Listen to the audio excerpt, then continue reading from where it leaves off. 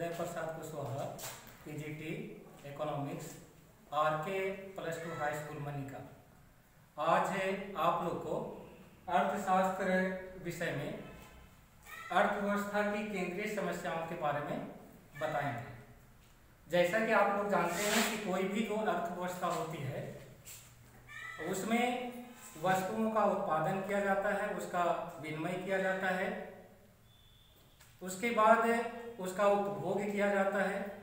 तो ये जो क्रियाएं हैं जिसे हम लोग आर्थिक क्रिया कहते हैं, तो ये आर्थिक क्रियाकलाप जो प्रत्येक अर्थव्यवस्था में संचालित होती है, तो इन आर्थिक क्रियाकलाप के दौरान समाज में जो वस्तुओं का उत्पादन किया जाता है, उसका विनिमय किया जाता है,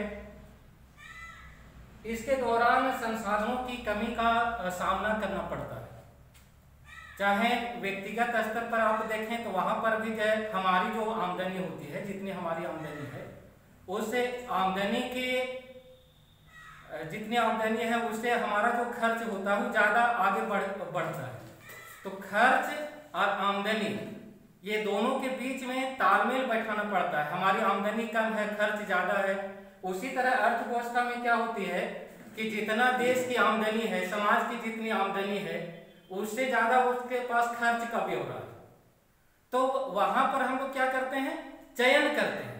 चयन किस आधार पर करेंगे कि किन वस्तुओं का हम पहले उत्पादन करें, तो जिन वस्तुओं की आवश्यकता ज्यादा है उस वस्तु का हम लोग उत्पादन करते हैं।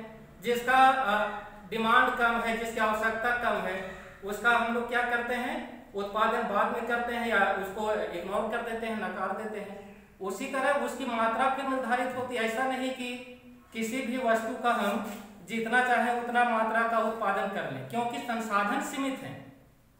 हम चाहेंगे कि एक अगर हमारे पास प्लॉट है, मान लो कि 10 कट्ठा का प्लॉट है, तो इस 10 कट्ठा में हम चाहेंगे कि हम प्याज भी पूरा का पूरा 20 क्विंटल उत्पादन कर लें और धान भी उत्पादन कर लें, तो यह संभव नहीं है, क्योंकि मात्रा जितना हमको चाहिए उतना संसाधन हमको जवाब नहीं दे पा रहा है। तो संसाधन कम है तो चयन की समस्या उत्पन्न होगी। तो आमतौर पर जो केंद्रीय समस्या में हमको जो जानना है वह यह जानना है कि अर्थव्यवस्था की केंद्रीय समस्या क्या है।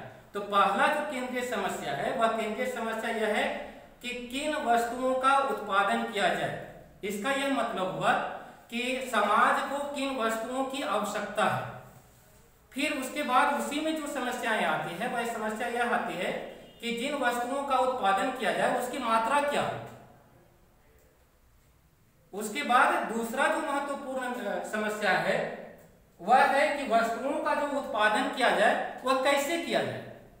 अर्थव्यवस्था के सामने या समाज के सामने हमारी जो समस्याएं हैं वह यह है कि किस तरीके से उत्पादन किया जाए। उत्पादन करने का 2 तरीका है समाज के पास या अर्थव्यवस्था के पास। पहला है श्रम साध्य, दूसरा है तकनीकी साध्य। श्रम साध्य का मतलब है जिसमें श्रमिकों की संख्या ज्यादा लगाई जाती है उत्पादन कार्य में, उसको हम श्रम साध्य कहते हैं। और जिसमें तकनीक की ज्यादा उपयोग किया जाता है, मशीन का ज्यादा उपयोग किया जाता है। जैसे हम लोग खेती बाड़ी में देखते हैं कि आमतौर पर जैसे ट्रैक्टर का उपयोग अगर खेत जोतने में किया जा रहा है, इसका मतलब है लेबर का वहां उपयोग कम होगा। तो दूसरी जो समस्याएं हैं कि कैसे उत्पादन किया जाए, मतलब मशीन से किया जाए उत्पादन या फिर श्रमिकों के द्वारा किया जाए, लेबर के माध्यम से किया जाए, तो इसको भी हम लोग देखते हैं।